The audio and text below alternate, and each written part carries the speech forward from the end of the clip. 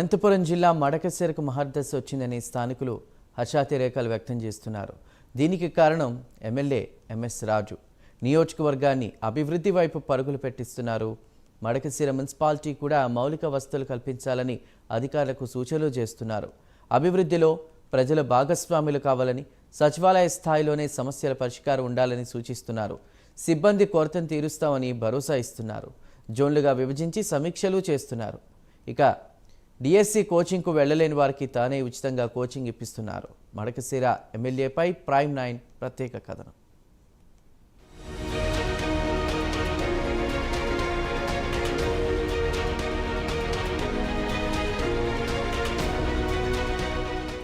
పేదరికంలో పుట్టడం పాపం కాదని, పేదవాడిలా ఉండాలా, ఉన్నత స్థాయికి ఎదగాలా అనేది మన కష్టంపై ఆధారపడి ఉంటుందని ఎమ్మెల్యే రాజు చెబుతున్నారు. ఇక్కడ ఉచిత కోచింగ్ తీసుకున్న ప్రతి విద్యార్థినిని ఉన్నత స్థాయిలో చూడాలనే లక్ష్యంతో కోచింగ్ సెంటర్ ఏర్పాటు చేశారు. సామాన్యుడు పాలకుడైతే ఎలా ఉంటుందో మడకశిర ఎమ్మెల్యే కళ్లకు కట్టినట్లు చూపిస్తున్నారు. ప్రజల వద్దకు తానే స్వయంగా వెళ్లి సమస్యలను అడిగి తెలుసుకుంటున్నారు. ఉదయం నుంచి రాత్రి వరకు అధికార యంత్రాంగాన్ని పరుగులు పెట్టిస్తున్నారు. పాలకుడు సమర్థుడైతే పాలన పరుగులు తీస్తుంది అనడానికి ఎమ్మెల్యే రాజు తార్కాణమని ప్రజలు కొనియాడుతున్నారు. దశాబ్దాలుగా పరిష్కారానికి నోచుకోని సమస్యలు సైతం తీరిపోతాయని ప్రజలు ఆశిస్తున్నారు.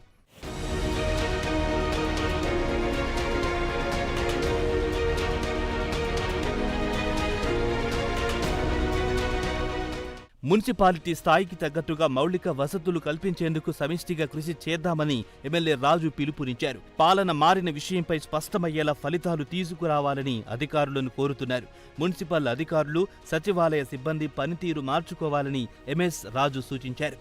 కూరగాయలు, పండ్లు అమ్ముకుంటున్న వాళ్ల దగ్గరికెళ్లి ఆప్యాయంగా పలకరించి బంధుత్వాన్ని కలుపుకునే విధంగా మాట్లాడడం అందరినీ ఆశ్చర్యానికి గురి చేస్తోంది. మడకశిర మున్సిపాలిటీగా రూపాంతరం చెందినప్పటికీ ఆ స్థాయిలో అభివృద్ధి జరగలేదనే వాదన ఉంది. మౌలిక సదుపాయాలకు దూరంగా పంచాయతీని తలపించే విధంగా మున్సిపాలిటీ ఉందని ఎమ్మెల్యే సైతం చెబుతున్నారు. మున్సిపాలిటీ సిబ్బంది సైతం పంచాయతీ స్థాయిలోనే ఉన్నారని, స్థాయికి సరిపడ సిబ్బంది లేరని తెలుసుకున్నారు. రాష్ట్రంలో పాలన మారిందని, అందుకు అనుగుణంగా సిబ్బంది పనితీరు మార్చుకోవాలని కోరారు. సచివాలయ పరిధిలోని సమస్యలు అక్కడే పరిష్కారం అయ్యే విధంగా అడ్మిన్ల చర్యలుండాలన్నారు.